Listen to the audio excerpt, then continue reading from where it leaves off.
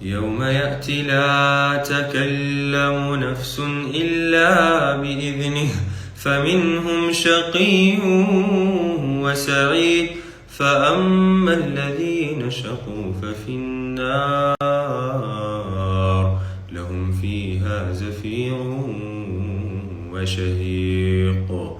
خالدين فيها ما دامت السماوات والأرض إلا ما شاء ربك